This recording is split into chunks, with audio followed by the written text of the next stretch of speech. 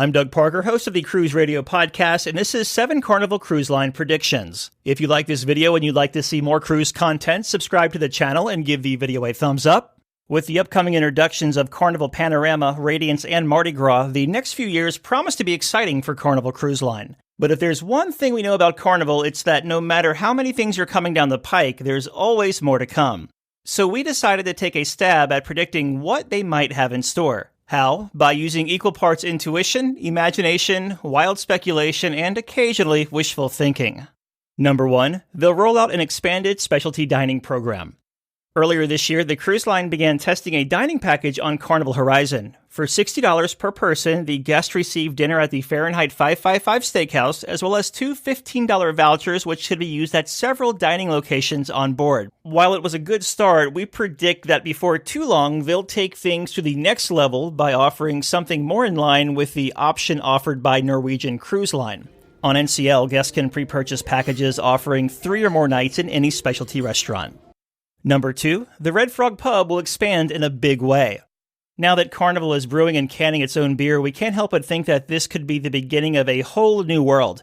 Our first thought was that they could begin selling the beer in your local liquor store, but that seemed like small potatoes. Why not actually begin opening land-based versions of the RedFrog Pub? How cool would that be, going to your RedFrog Pub on land?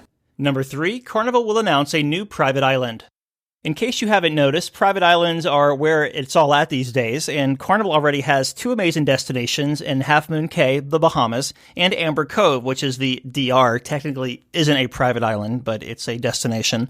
And there's soon to be a 3rd destination in Freeport, Bahamas, set to open in the near future. But why stop there? Resorts like Half Moon Cay are always cited as a favorite stop among cruisers, plus private destinations are great for cruise lines since they provide new ways to generate revenue from the guests, as opposed to them spending the money during the other ports of call, which the cruise line isn't the only game in town. The 4th prediction is they'll introduce a forward-facing atrium. One of the most striking features on Carnival ships is the atriums, whether it's the old-school atriums with the glass elevators and touches of neon, or as the Vista-class ships, the gorgeous Dreamscape LED funnels. They tend to be a great space that serves numerous purposes. On Mardi Gras, they'll be trying something new with floor-to-ceiling windows providing amazing views of the ocean, and why not since the ocean is one of the big draws for cruisers. That's what makes us think in the not-too-distant future, Carnival will yet again raise the bar where atriums are concerned by taking a cue from Mardi Gras, but by moving the whole atrium forward of the ship, offering the ultimate wow moment. Number 5, we'll see another Guy Fieri venue on board. You can never have too much of a good thing, right? So you can't blame us for thinking that sooner or later, Carnival will reveal a 3rd restaurant to join Guy's Burger Joint and the Pig & Anchor Smokehouse on their ships. What that 3rd eatery would offer, we can't even begin to imagine, but we're game for just about anything. Guy's Noodle Nook, Guy's Cereal Corner. Having recently chowed down at Guy's Pig & Anchor Smokehouse with the Dragon Chili Fries, one thing we'd have a hard time imagining is Guy's Vegan Village. But hey, we all know vacation calories don't count. Number 6, at least one more ship will join the Sunshine class. It all started with Carnival Destiny. Many people forgot or never knew this, but that was the original ship of which is now known as Carnival Sunshine. For quite a while, Sunshine was the only ship in her class, but she is lonely no more thanks to the recent arrival of Carnival Sunrise, and before long, she'll be joined by Carnival Radiance. And we're willing to bet that within the next year or so, Carnival will announce a 4th ship will join the Sunshine class. After all, despite it costing millions of dollars to radically make over an older ship, it's far cheaper than constructing a vessel from scratch, and not for nothing, there's a whole lot of publicity generated around the arrival of a new ship, even though it's not really brand new. And the 7th Carnival Cruise Line prediction is we'll see more big top-deck thrill rides.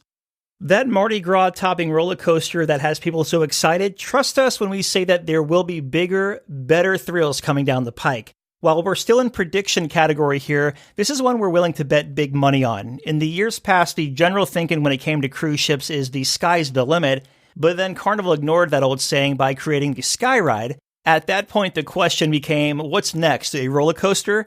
To which Carnival responded, why yes, in fact, that's a great idea. Earlier this year, we interviewed Carnival's Director of Innovation about the Bolt roller coaster on Carnival Mardi Gras, and we pointed out, okay, you've done that, but how do you top a roller coaster on a cruise ship? He replied, I'm confident we'll be able to answer that question. So yeah, we have absolutely no doubt that this is one prediction that will come to pass. If you like this video and you'd like to see more, subscribe to the channel and give the video a thumbs up. My name is Doug Parker. I'm the host of the Cruise Radio Podcast and the Cruise Radio Daily News Briefs. You can find those where you listen to your favorite podcasts. Just type in Cruise Radio or Cruise Radio News. What predictions do you have for Carnival Cruise Line? Let me know in the comments below. Thank you so much for watching.